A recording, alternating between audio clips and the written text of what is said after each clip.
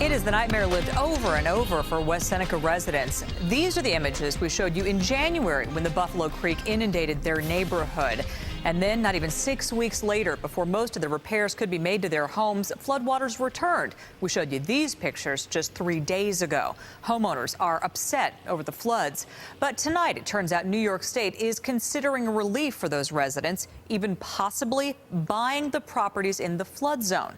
News 4's George Rickard is live in West Seneca tonight. George? And tonight, town officials took the first step toward finding a permanent solution to this. That could take years, but they also floated a possible temporary fix, which could get them through the next thaw.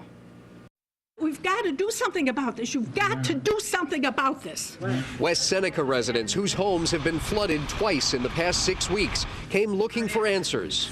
These people are all nervous. They're all scared. They're all afraid. What are we doing as far as the next time? What are we going to do? At this meeting, the town did vote to ask the U.S. Army Corps of Engineers to study how to alleviate the flooding, since the Army Corps is responsible for water flow on creeks.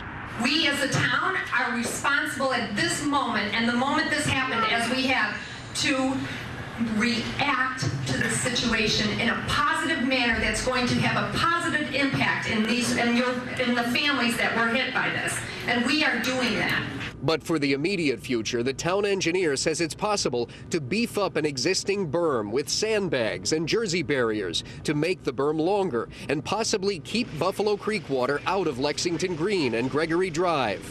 That may be one thing that we do, but we've got to make that decision quickly and then get in and do that.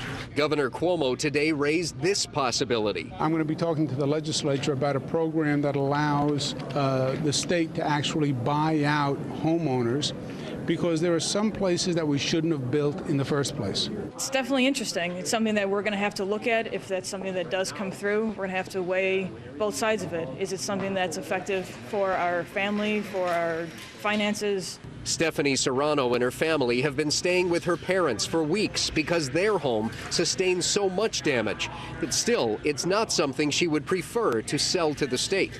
It's not just a house. It's not just a structure. It's our lives.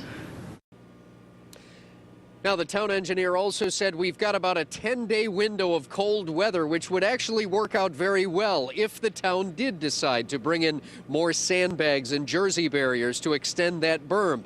But at least tonight, there was no decision made on whether to try that temporary fix.